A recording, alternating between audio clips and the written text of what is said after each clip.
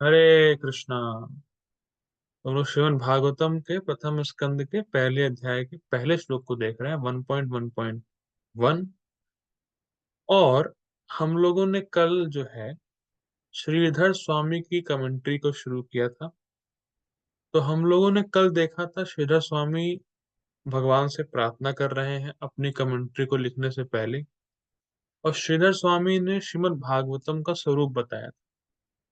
उन्होंने श्रीमद् भागवतम को एक वृक्ष, एक पेड़ से उपमा दी थी, जिस पेड़ का बीज था ओम, मिट्टी थी भक्ति, 12 बड़ी बड़ी शाखाएं थी जो कि उसके 12 स्कंद हैं, 12 कैंटो हैं, 335 उप शाखाएं थी तो जो कि भागवतम के 335 अध्याय हैं, 18,000 पत्ते थे जो कि श्रीमद् भागवतम के 18,000 श्लोक हैं। और ये महत्वपूर्ण बात उन्होंने हाईलाइट करी थी कि अगर आपके हृदय में भक्ति नहीं होगी या अगर आप भक्ति नहीं करते होंगे, आपको श्रीमद् भागवतम समझ में नहीं आएगी, भले ही आप कितने बड़े स्कॉलर क्यों ना हो। तो श्रीमद् भागवतम को समझने के लिए हृदय में भक्ति होनी पड़ेगी। आप भक्त होने चाहिए, तब आपको श्रीमद् भागवतम समझ में आएगी। ठीक है, ये हम लोगों ने कल देखा। अब हम लोग श्रीधर स्वामी के इस श्लोक पे, जो श्लोक में लिखा है, श्लोक में जो बताया जा रहा है, उसको अब श्रीधर स्वामी अपनी कमेंट्री में समझाना शुरू करेंगे। तो आज से बेसिकली आज से हम लोग श्लोक की अंडरस्टैंडिंग में जाएंगे। ठीक है, तो हम लोग श्लोक पढ़ते हैं एक बार। ओम नमो भगवते वासुदेवाय, जन्मादस्य यतोऽन्वयादितरतश्चार्थेष्वभिज्ञः स्वराट् तेने ब्रह्म हृदयादिकवये मुह्यन्ति यत्सूरयः तेजो वारिमृदां यथा विनिमयो यत्र त्रिसर्गो मृषा धाम्ना स्वेन सदा निरस्तकुहकम् सत्यं परं धीमहि। ठीक है, ये श्लोक, इसका अनुवाद पढ़ लेते हैं एक बार। ये अनुवाद पढ़ना इंपॉर्टेंट है। अनुवाद। हे प्रभु, हे वसुदेव पुत्र श्री कृष्ण, हे सर्वव्यापी भगवान, मैं आपको सादर नमस्कार करता हूँ। मैं भगवान श्री कृष्ण का ध्यान करता हूँ क्योंकि वे परम सत्य हैं और व्यक्त ब्रह्मांडों की उत्पत्ति, पालन तथा संहार के समस्त कारणों के आदि कारण हैं। वे प्रत्यक्ष तथा अप्रत्यक्ष रूप से सारे जगत से अवगत रहते हैं और वे परम स्वतंत्र हैं क्योंकि उनसे परे अन्य कोई कारण है ही नहीं। उन्होंने ही सर्वप्रथम आदि जीव ब्रह्मा जी के हृदय में वैदिक ज्ञान प्रदान किया।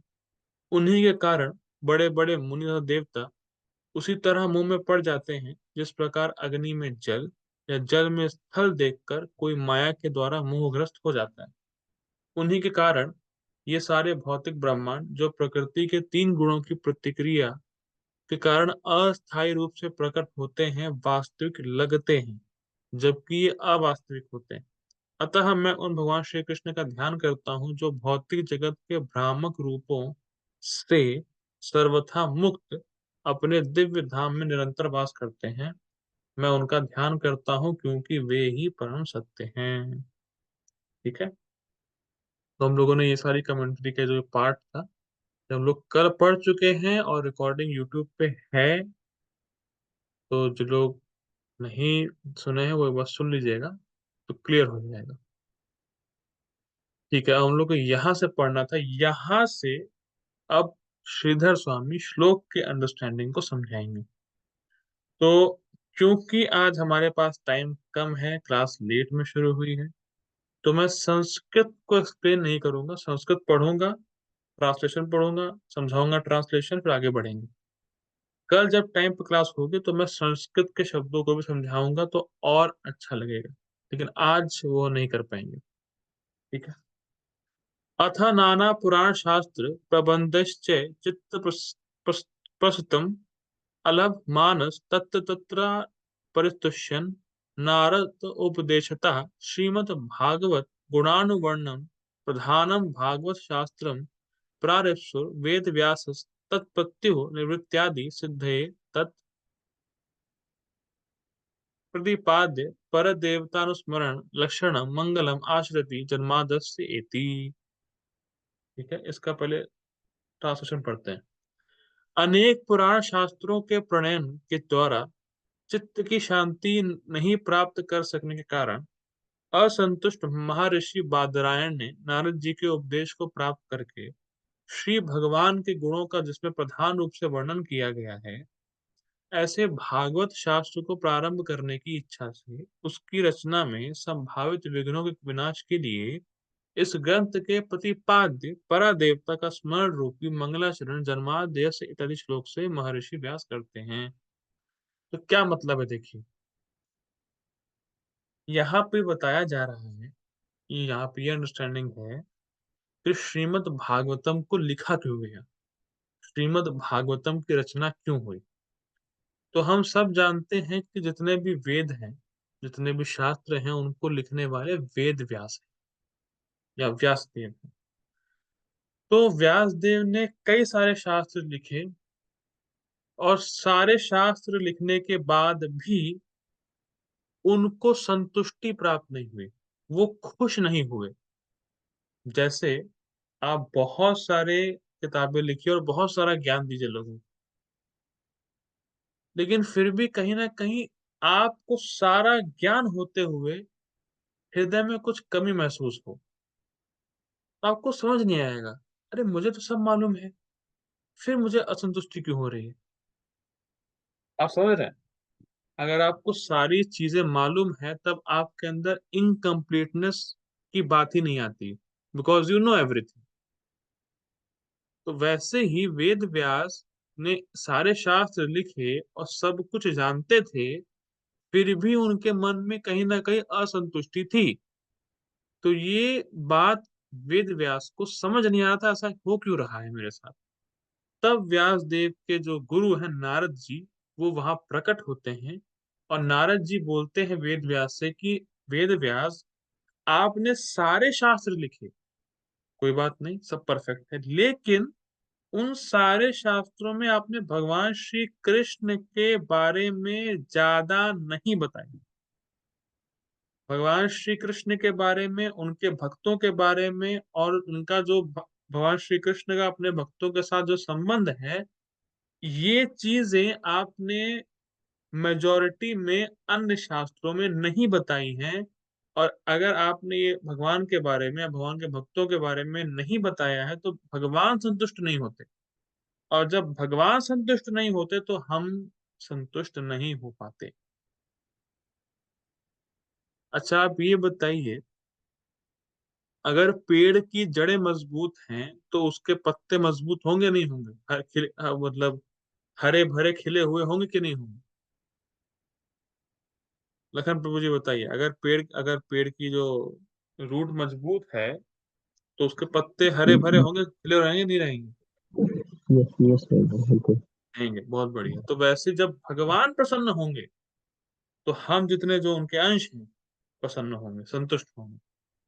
तो असल में वेद व्यास के इतने सारे शास्त्र लिखने के बावजूद भी भगवान संतुष्ट नहीं हुए, इसलिए नारद जी को आना पड़ा। वेद व्यास को बोला कि आप ऐसा ग्रंथ लिखिए, ऐसे ग्रंथ की रचना करिए जिसमें केवल भक्ति हो, केवल भगवान श्री कृष्ण के बारे में बात हो, उनके भक्तों के बारे में बात हो, और उनका जो संबंध है, मधुर संबंध है, उसके बारे में बात हो। ठीक है, ये पॉइंट हो गया। अब यहाँ पे कहा जा रहा है कि देखिए, जैसे एक शास्त्रों में एक श्लोक आता है, श्रेयांसी बहुविघ्नानि, कि अगर आप कोई बहुत ही मतलब भले का कार्य करने वाले हैं या कोई बहुत अच्छा कार्य करने वाले हैं समाज के लिए, तो आपको विघ्न आएंगे ही आएंगे।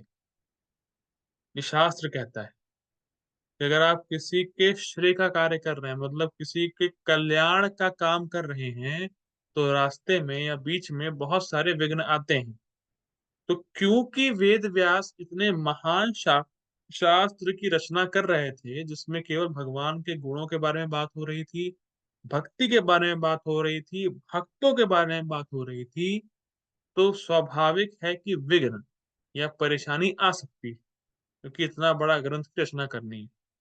तो तो क्या कह सकते हैं, रचना करते समय, शास्त्र की रचना करते समय, शास्त्र को शास्त्र लिखते समय कोई विघ्न ना आए, कोई परेशानी ना आए, इसीलिए पहले श्लोक में जो हम लोग अभी पढ़ रहे हैं, जो श्लोक हम लोग पढ़े, तो पहले श्लोक में वेद व्यास इस शास्त्र में जो इस शास्त्र के देवता है, बेसिकली जो भगवान श्री कृष्ण है, जो प्रतिपाद्य, प्रतिपाद्य मतलब होता है प्री डोमिनेटिंग डीटी, जिसके बारे में ही बात होगी इस ग्रंथ में।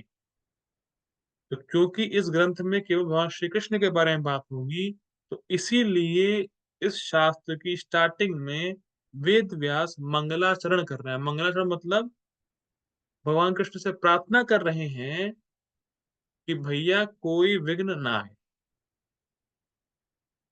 क्योंकि मैं ये शास्त्र लिखने वाला हूँ, भागवतम लिखने वाला हूँ। तो जन्माद्य यस्य, जो मतलब जो ये श्लोक है, पहला श्लोक, ये मंगलाचरण है। मंगलाचरण का मतलब होता है कि अगर कोई भी काम में विघ्न आएगा, उससे पहले अगर आप मंगलाचरण करते हो तो विघ्न नहीं आते हैं, या विघ्न आने की संभावना कम हो जाती है। ठीक है, क्लियर? यहाँ तक क्लियर हुई बात? भागवतम की रचना करते समय विघ्न आ सकते हैं, इसीलिए वेद व्यास पहले श्लोक में मंगलाचरण कर रहे हैं। और मंगलाचरण का मतलब, जो जिन देवता की बात इस पूरे भागवतम में होगी, मतलब भगवान श्री कृष्ण की बात होगी इस भागवतम में, उन भगवान श्री कृष्ण को वो प्रणाम कर रहे हैं। ठीक है, अब आगे बढ़ते हैं। ठीक, बहुत अच्छी बात। परम परमेश्वरम धीमहि ध्यायते लिणि छांदसम ध्यायमे इति अर्थः बहुवचनम शिष्याभिप्रायम तम एव स्वरूप तथा लक्षणाभ्याम उपलक्ष्यति। देखिए क्या मतलब है। तो इस श्लोक में एक शब्द आया है, सत्यम परम धीमहि। अगर आप देखें, मैं दिखाता हूँ आपको। अ,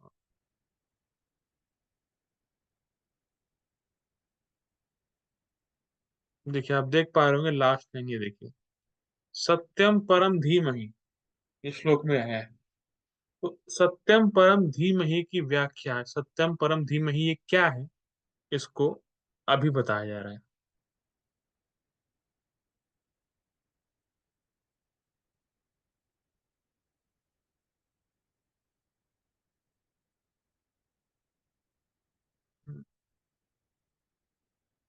देखिए, सत्यम परम धीमहि, परम, परम शब्द परमेश्वर का बोधक है।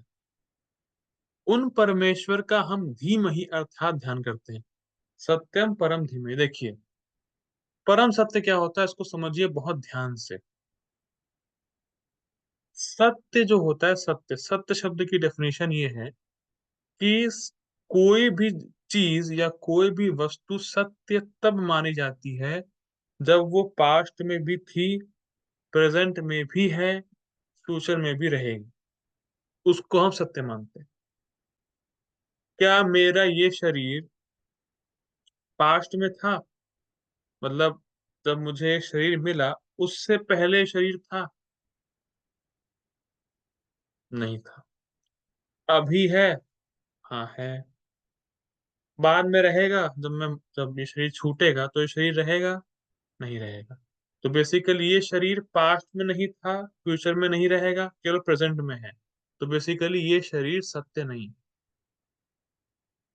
ठीक है, मैं आत्मा हूँ। आत्मा क्या पहले थी? थी जी। अभी है जी। बाद में रहेगी? रहेगी। तो ये सत्य है। ठीक। तो जो वस्तु शाश्वत होती है उसी को हम सत्य मानते हैं।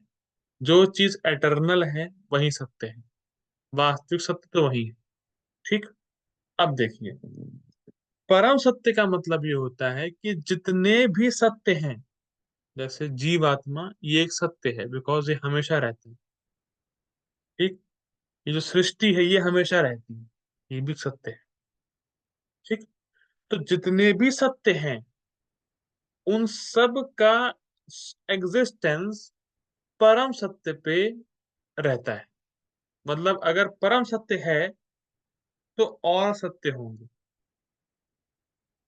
कुछ कुछ क्लियर कर पा रहे हैं सब? एग्जांपल देता हूँ। जीवात्मा का एग्जिस्टेंस तब है जब कृष्ण है। जीवात्मा क्या है? सत्य है।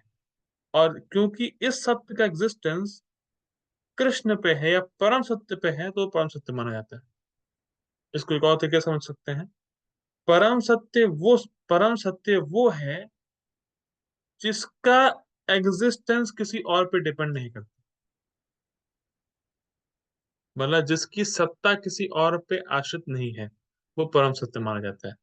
जीवात्मा का एग्जिस्टेंस कृष्णा पे डिपेंड करता है। कृष्णा है तो जीवात्मा है, लेकिन कृष्णा एग्जिस्टेंस किसी पे डिपेंड नहीं कर सकता, डिपेंड नहीं होता। कृष्णा इज फुली इंडिपेंडेंट और फुली वो वही सबके सोर्स है, तो इसीलिए वो परम सत्य है।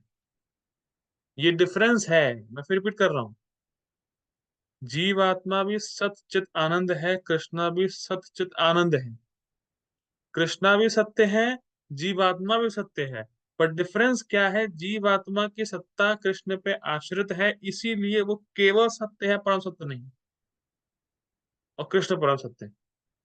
तो परम सत्य का मतलब क्या होता है? जिससे सब चीजें आई हैं, सोर्स ऑफ एवरीथिंग, वो परम सत्य है। और उनका सोर्स कोई नहीं, इसको बोलते हैं परम सत्य। तो उन परमेश्वर का, उन परम सत्य का, उन भगवान श्री कृष्ण का धीमहि अर्थात ध्यान करते हैं। ठीक है।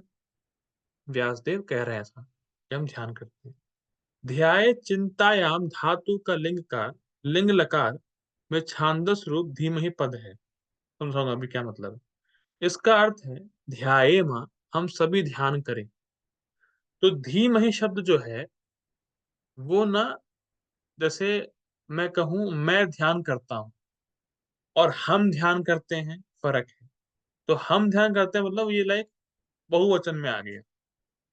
तो जब यहाँ पे कहा जा रहा है सत्यम परम धीमहि, तो व्यासदेव ये नहीं कह रहे कि केवल मैं ध्यान करता हूँ भगवान श्री कृष्ण पे, नहीं। हम सब ध्यान करते हैं फर्स्ट। और हम हम सबको ध्यान करना चाहिए। बेसिकली दो अर्थ हैं इसके। व्यासदेव हमें ऑर्डर दे रहे हैं कि हम सबको भगवान श्री कृष्ण पे ध्यान करना चाहिए, फर्स्ट पॉइंट। और दूसरा, व्यासदेव कह रहे हैं कि हम सब ध्यान करते हैं। हम सब ध्यान करते हैं मतलब है व्यासदेव खुद ध्यान करते हैं। और जितने भी शिष्य व्यासदेव के उस प्रेजेंट टाइम में है जब वो लिख रहे हैं ये, वो ध्यान करते हैं वहां श्री कृष्ण पे। और जितने भी व्यासदेव के आगे शिष्य होंगे, मतलब जो भी शास्त्र ये पढ़ेंगे, बेसिकली क्या है, ये शास्त्र किसने लिखा है? व्यासदेव ने लिखा है। हम ये शास्त्र पढ़ रहे हैं, तुम किसके डिसाइपल हुए? व्यासदेव के हुए, क्योंकि व्यासदेव की बात को पढ़ रहे हैं। तो जितने भी आगे ये शास्त्र पढ़ने वाले लोग होंगे, वो सब भी कृष्ण पे ध्यान करें, ये ऑर्डर भी दिया जा रहा है। ठीक है। ये इंपॉर्टेंट है। इसका अर्थ है ध्याय में हम सभी ध्यान करें, और ऑर्डर दे रहे हैं व्यासदेव। शिष्यों के बहुत बहुत्व के अभिप्राय से महर्षि बादरायण बहुवचनांत प्रयोग करते हैं। मतलब आगे जितने भी शिष्य होंगे और जितने भी शिष्य उनके उस समय थे, वो सब भगवान श्री कृष्ण पे ध्यान कर रहे हैं, इसीलिए बहुवचन में यूज कर रहे हैं वो धीमहि। ये नहीं कह रहे कि मैं अकेला ध्यान करता हूँ, नहीं, हम सब ध्यान करते हैं। तो इससे ये बात बहुत इंपॉर्टेंट निकलती है कि कभी भी व्यक्ति को ना लाइक संकीर्ण मानसिकता का नहीं होना चाहिए, लाइक क्रिपल माइंडेड, कि बस मैं भक्ति कर लूं, लोगों से क्या फर्क है रे, इससे ही। बस भक्ति भक्ति किसी को दिखाओ नहीं, अपने अंदर अंदर अंदर अंदर, बस अंदर अंदर। ऐसा नहीं होना चाहिए। अगर आप कृष्ण के बारे में कुछ जानते हैं, कृष्ण की भक्ति करते हैं, तो यू शुड टेल अदर्स कि वो भी करें। जैसा कि व्यासदेव यहाँ बता रहे हैं। व्यासदेव क्या कर रहे हैं? हम सब ध्यान कर रहे हैं और हम सब ध्यान करें, आदेश भी दे रहे हैं। तो ये बहुत इम्पोर्टेंट है। ये नहीं कि आप भक्ति करते हैं तो बस अरे! हम भक्ति करते हैं, हमें और किसी से कोई मतलब नहीं। नहीं, आप भक्ति करते हैं तो आपका दायित्व है कि लोगों को आप कृष्ण के बारे में बताओ, ठीक है? ये इम्पोर्टेंट है। और जो गृहस्थ हैं या जो जिनका परिवार है, वो अपने बच्चों से भक्ति कराएँ। साथ में मंदिर जाएँ, साथ में ध्यान करें, साथ में कीर्तन करें। ये कोई ना वो नहीं है हम लोग वो नहीं है, मोहम्मडन जो अकेले-अकेले नमाज़ पढ़ लेगा। मैं उसके खिलाफ-विलाफ नहीं है फिर ऐसा कुछ, लेकिन मैं बता रहा हूँ कि जितना जितना बेसिकली ये क्या कह सकते हैं हिंदू कल्चर में हिंदू तो फिलहाल हिंदू तो एक वर्ड है वो तो नहीं जितना सनातन संस्कृति में कॉपरेशन है, जो जुड़ाव है, जो लगाव है, वो और कहीं नहीं, वो कहीं है ही हो ही नहीं सकता। हम लोग इतने सारे त्योहार मनाते हैं, खुश रहते हैं, साथ में आते हैं, विग्रह को देखते हैं, कीर्तन करते हैं, डांस करते हैं, प्रसाद खाते हैं। अपना आनंद है, अलग आनंद है। और सब भक्त एक साथ मिल के भक्ति करते हैं तो, ठीक है? और यही यही आदेश व्यासदेव दे भी रहे हैं कि हम सब मिल के भक्ति करें, ठीक है? तमेव इत्यादि उन परमेश्वर का इस श्लोक में स्वरूप लक्षण और तरस लक्षणों को बतलाया गया है। तो ये इम्पोर्टेंट है, यहाँ पे एक चीज़ यहाँ पे मैंने बता रखी है अपने पहले वीडियोज़ में। तो इस श्लोक में भगवान कृष्ण के 2 चीज़ों के बारे में बताया गया है, स्वरूप लक्षण और तटस्थ लक्षणों के बारे में बताया गया है, तटस्थ लक्षण, ठीक है? अब ये क्या होता है ओके, अब ये क्या होता है, इस पे तो बहुत टाइम जाएगा और मुझे लगता नहीं कि मुझे अभी ये करना चाहिए। लेकिन फिर भी मैं शॉर्ट ये मैंने पहले बता रखा है, इंट्रोडक्शन में बताया हुआ था। पर यहाँ पे क्या अच्छी बात है कि यहाँ पे श्लोक का रेफरेंस भी है। तो यहाँ पे थोड़ा और खुल के बताने वाला हो सकता है, लेकिन हमारे पास टाइम कम है, हमारा आधा घंटा ऑलरेडी आई थिंक पूरा हो चुका है और माफ़ करिएगा आज क्लास लेट बहुत हो गई, आधा घंटा वरना मैं पूरा खत्म करने के मूड में तो था। कोई नहीं, हम लोग अब कल देखेंगे, फिलहाल हम लोगों ने जो आज पढ़ा है, कम ही पढ़ा है, लेकिन हम लोगों ने क्या पढ़ा है मैं बस फिर रिपीट करता हूँ। व्यासदेव जो पहला श्लोक ये बोल रहे हैं उसमें वो मंगलाचरण कर रहे हैं। मंगलाचरण का मतलब होता है कोई भी शुभ काम करने में विघ्न आते हैं, उन विघ्नों को दूर करने के लिए वो भगवान श्री कृष्ण से प्रार्थना कर रहे हैं और भगवान श्री कृष्ण से प्रार्थना ही क्यों कर रहे हैं? बिकॉज़ इस पूरे शास्त्र में भगवान श्री कृष्ण के बारे में ही बात हो रही है। ये हो गया। दूसरा व्यासदेव कह रहे हैं कि धीमहि हम सब ध्यान कर रहे हैं और हम सब ध्यान करें, ठीक है? और परम सत्य को ध्यान करें। परम सत्य का मतलब क्या होता है? परम सत्य के 2 मतलब हैं। एक जिनसे सब कुछ आता है, वो सोर्स हैं हर चीज़ के, वो परम सत्य हैं और उनका कोई सोर्स नहीं, वो परम सत्य होते हैं और इसका रेफरेंस भी आता है ब्रह्म संहिता में। ईश्वरः परमः कृष्णः सच्चिदानंद विग्रहः अनादिरादिर गोविंद सर्व कारण कारणम्। सभी कारणों के कारण भगवान श्री कृष्ण है, वही परम सत्य है। ठीक है? ओके। हरे कृष्णा। शॉर्ट क्लास पर अंडरस्टैंडेबल थी। तो ओके, हरे कृष्णा। श्री प्रभुपाद की जय। अब मैं क्या करूँगा